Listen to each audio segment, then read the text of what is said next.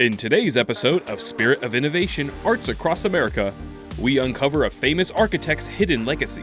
He wanted to make it more of a destination for people to stop here. When communities award students for hard work, magic happens. And the students are so grateful and thankful, and they feel important. What's shaking up the construction industry right now? We hear from the experts in our Community Roundtable. Spirit of Innovation Arts Across America, award-winning TV show with your hosts, Diane Strand and Scott Strand, the co-founders of JDS Studio and nonprofit JDS Creative Academy, bringing together award-winning programming with education and training. This cross-collaborative production brings you impactful stories, creative voices, and good-to-know Southern California information you need to know. Spirit of Innovation Arts Across America starts now. Welcome to Spirit of Innovation Arts Across America. We're at that time of year where we're anticipating the upcoming holidays, but our kids are still navigating the start of a new academic year. In every high school, some students go above and beyond. Student of the Year programs not only acknowledge these hardworking scholars, they inspire the entire community. Here's more. Among the approximately 17.3 million students who attend high school in the United States, there are those who aim to make a difference. The year that I graduated was the first ever year that my school had a prom, and my principal does pretty much account that to me and my efforts. I came to him pretty much with the proposition of, "Hi principal, I want a prom this year." And he told me, "We've never had enough interest." And I told him, "You've never had me." And that is a lasting impact that I'm very proud of. Several national organizations honor outstanding high school students through competitive Student of the Year awards. On the local level, Student of the Month and Year programs recognize those who stand out in the classroom, in the community, and in leadership. Some things that I did in the school that helped me get the award were, I was a student representative, but I think more closely, the peer counseling program was something that was just started in the Murrieta district that year. And my school was the only school to complete it successfully. So being told that at the end of the year as one of the only 2 peer counselors in my school made me feel amazing. When Karina Zermino founded the Student of the Year program in her local California school district 15 years ago, she wanted to make sure that no deserving student is overlooked. The heart of the program is that the student has shown resilience. They have overcome or are currently overcoming a difficult life challenge. And this could be medical, it could be mental health, it could be homelessness or foster care youth, that their overall academics have improved since this challenge, that they're still giving back to the community, that they're either involved at home helping. Each school staff selects the Student of the Month, who are also invited to apply for the Student of the Year. Everyone is acknowledged publicly so that the entire community can celebrate. The Student of the Month, we didn't want to have your normal school event. We pull the students out of their school and we bring them to a beautiful location, to name a few: Soboba Country Club, March Airfield Museum, Sizzler's. Many dignitaries from the community as well as their superintendents and family attend the program, and they're awarded with gift certificates, with trophies, and with lots of donations from the community. At the end of the school year in May, we host a Student of the Year scholarship dinner, and we award students with scholarships. And the students are so grateful and thankful, and they feel important. Looking back, I see how every hardship shaped me to who I am today. The struggles made me stronger, and now I can face life with hope and resilience. That I am now more passionate and dedicated to succeed than ever before. This acknowledgement from the Student of the Year programs goes a long way, gearing the students for success long after high school is over. In getting Student of the Year as a scholarship, it told me that I was doing exactly what I set out to do. It's funny how story ideas can really just pop out of nowhere. That's exactly what led us to this next segment. I'm a fan of the HGTV show Zillow Gone Wild, and as I was watching one weekend, I came across Gemini Moon Ranch, a local hidden gem that was featured on a recent episode, and our SOI team visited that ranch. Let's take a closer look. Tucked away in the hills of Duluth, an unincorporated community just outside the Temecula, California city limits, is Gemini Moon Ranch, a non-profit with an extensive historical past.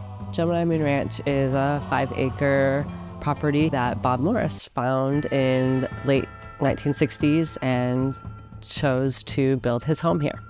We made it the Historical Preservation Foundation, which is a 501c3, so that we can do fundraising events to help preserve the legacy of Robert Morris and the history that he built here. Robert Morris was a renowned architect with deep connection to the history of Temecula. He wanted to make it more of a destination for people to stop here. He helped design and build what's now Old Town Temecula. So the archways along Front Street, he hand carved all those or welded them. And then he owned and operated different buildings on Front Street. And you'll see on the intersection of Front and Main Street in Old Town, there are medallions in the sidewalk with the history of Temecula, and he handmade all of those as well. Tracy Finch and her partner Peter purchased the property in early 2023 and began working hard to renovate the ranch and properly preserve Morris's legacy. With some of the donations that we've received, we were able to repair roofs, get plumbing working, update some electrical, just general maintenance. We do offer tours, so if people would like to come and spend about 2 hours on the ranch or so and learn about the history of the different buildings and about him and the property, we do offer that. We also offer different fundraising activities. We work with different nonprofits to just raise awareness of the ranch and about the history. We work with different kids groups, like homeschool groups. I teach yoga classes weekly and qigong classes here. We have offered different sound baths or meditation. We were happy to have the space to offer for people to come for health and wellness and have just a quiet sanctuary here. Blending wellness and history, Gemini Moon Ranch offers visitors an escape to the past while preserving the artistry of its historical roots. We had such an amazing time in the Gemini Moon Ranch, and we enjoyed learning about its incredible history. If you want to learn more about Robert Morris and the ranch, you can book a tour. Go to our website, spiritofinnovation.org, for more information. Now it's time for our Community Roundtable, where we invite community stakeholders to discuss topical issues that affect all of us. For this month's roundtable, we invited Sean Coy, President and CEO of SDS Homes Construction, and Ross McCune, President of Castile Builders, Inc., to talk about the current state of the construction industry. Their insider's perspective is very revealing. Take a look. Welcome back to the Community Roundtable. Today, we're talking about construction and how it applies to residential and commercial. So let's dive right in. And let's talk a little bit about what the current state of our construction industry is. Let's start with our commercial. What is construction and that industry looking like today? It's on a little bit of a downturn, but the downturn is, we had the federal government drop $6 trillion worth of money into the marketplace since COVID, and it really ramped up in 2020 and 2021, and a significant amount of building and expansion, growth, very positive, and the demand is starting to drift off because the supply's been satisfied. But the slowdown is coming, but it's a healthy slowdown. So as we look over to the residential side, would you agree that we're still in that? And how's that look when we're building residential homes? Residential is a little different. Nationwide, from what I hear from my building friends in other states, it's steady, but they're really cautious as to buying and selling. Here in California, it's thriving for sure. There's a shortage of housing here in California, so on that aspect of it, it's not going to slow down anytime soon. Well, with the tariffs coming into play, is that cost going to be passed on to home buyers or commercial builders? I mean, how does that cost affect what you guys are doing? Yeah, for tariffs, a lot of people get scared when they hear the word tariffs, right? And everybody freaks out and thinks that everything's going to go up. But in construction, some materials will go up depending on what it is. Windows might go up, metals, steel, copper, stuff like that could go up slightly. But as far as lumber and whatnot, if we're sourcing it locally from the States, there is no tariffs, right? So for us, we try to buy American made so that we don't even have to worry about tariffs. But yeah, the cost will get passed on to the clients if there is an increase in pricing. It just goes up slightly for their total cost to build a house. What's interesting about the construction industry that I think is really, it's a really kind of a complement to the American economy and capitalism, because we do a really good job of adjusting to markets, and we adjust very fast to change. So our markets will change. We're a commercial builder, but we also build manufacturers. And I've walked a lot of empty manufacturing facilities, and it's really nice to see the push in the country now towards manufacturing. What would you say some of our biggest opportunities are, or maybe even some of our biggest challenges that we could be facing in the next 6 to 12 months? Or even further out, I think regulation right now is a big one for us. They're being, they're so strict on the building codes themselves, structurally, right? Because of seismic here in California. Fire, as you know, so everything has to be built with fireproofing. They're allowing us to, and they're really pushing towards building ADUs for families, so multifamilies can have more housing. So that's a big one for us. So let's talk a little bit about some trends. What are some new trends in the residential industry? Sure. For custom homes, open concept is huge still. It's not going to go anywhere. Indoor, outdoor living is a big one. Everybody wants a California room. Everybody wants to be able to cook and barbecue and then walk right into the house and entertain. And then technology. For us, everybody's going high end on the tech side. They want the house to talk to them, and they want to talk to the house.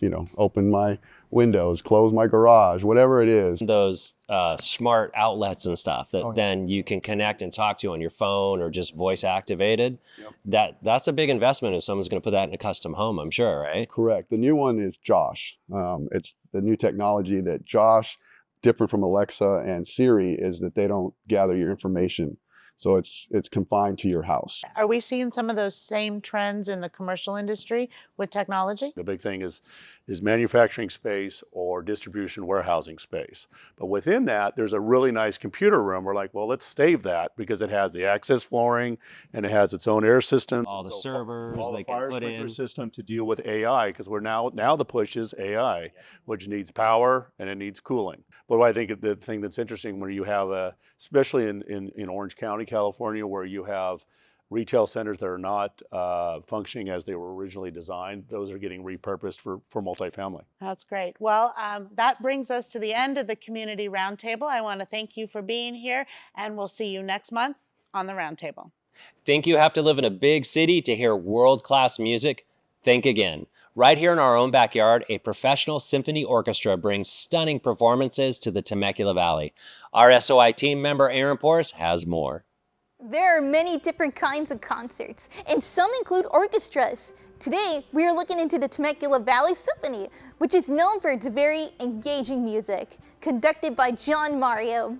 The symphony started in the mid-90s. It was started by a few people who just played and sort of formed the orchestra and played for free. It was called the Paloma Chamber Orchestra at that time. Since then, we've changed our name to Temecula Valley Symphony, and the orchestra has become a professional orchestra.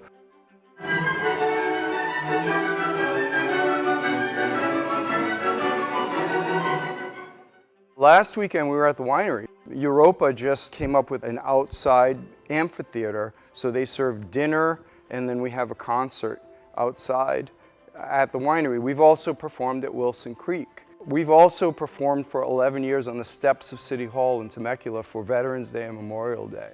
We have a variety of venues we can be heard throughout the valley. John conducts a variety of orchestral music, giving the audience a grand experience. First of all, I get a big theme from my board of directors, so they decide what it's going to be about. We have a committee of musicians that will suggest pieces for each concert. I like to do a very contrasting program so you don't hear all the same style of music. We have guest performances come in. If it's a singer, they'll connect with the audience in a different way because they have words and they bring their own. Sometimes they bring their own front man with them. The Youth Symphony is part of our overall program, and there's a junior one and there's also one for high school students. What's really great is to see them play and get the charge from playing with the big orchestra and having our own adult players mentor them as they go through there. One of our big goals is always to collaborate. So right now we're collaborating with the ballet. There are 2 choruses in Temecula area and there are a bunch of others. We want to combine and have this huge concert. It sounds like they have a lot of plans for the future. It's amazing how music can bring a community together artistically.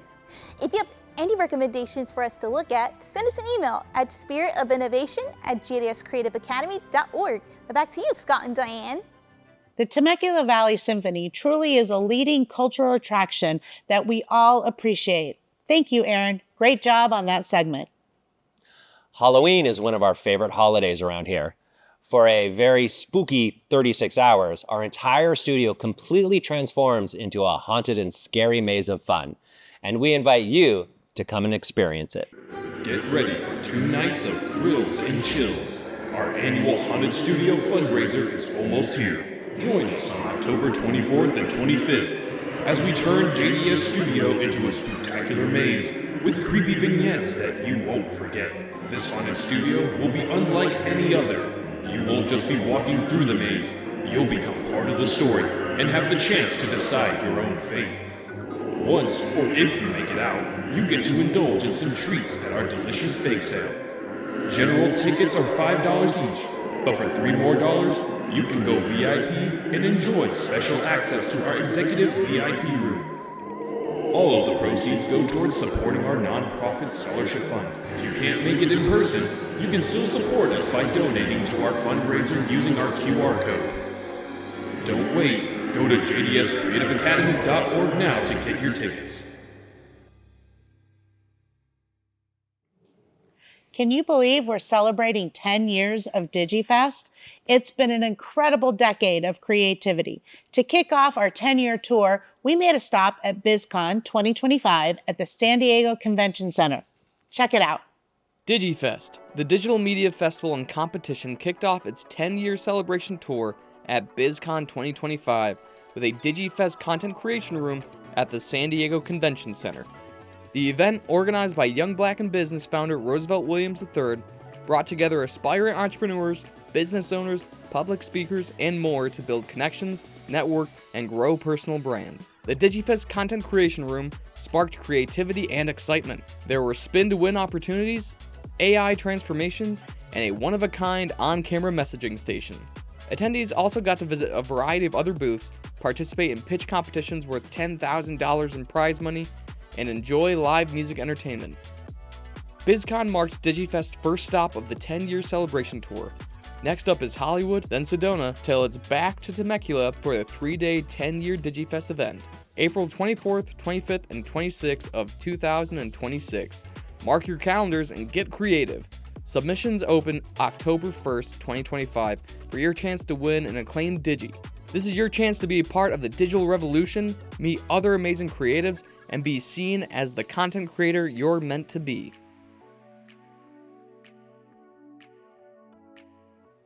Did you know that October is ADHD Awareness Month? An estimated 15.5 million adults in the U.S. have this condition, so it's important that we all learn about it. So here's Scott and SOI team member Hayden Roberson with more. ADHD Awareness Month not only gets the word out, it helps those with this condition feel supported. Hayden here has ADHD, and he's going to tell us a little bit more about it.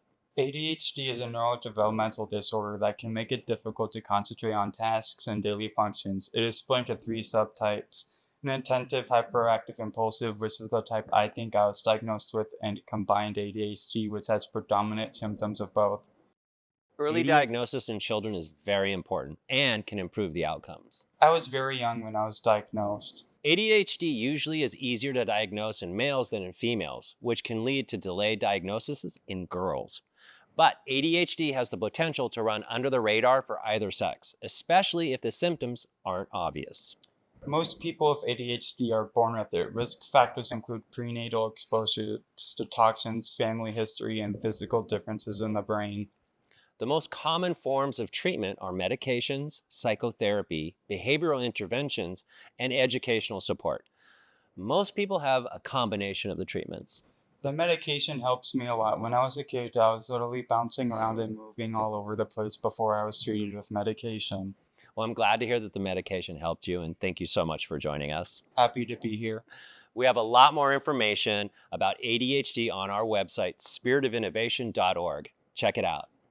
It's almost time for us to wrap things up. But first, we want to remind you to follow us on social media and subscribe to our hashtag JDSFamily newsletter. It'll keep you in the know about everything that's happening in the world of creativity and here at JDS Studio. You can find us online on YouTube and on our website. We are streaming nationally and broadcasting throughout Southern California on ABC and local regional channels. Please also check out our training participants with their TV shows and radio broadcasts and the podcast SOI Talk with this guy, Scott Strand. Thank you for joining us. We will be back with a new Spirit of Innovation Arts Across America next month. But before we wrap, let's take a moment to check out some art that we found on Instagram. It's not only beautiful, but it's useful too.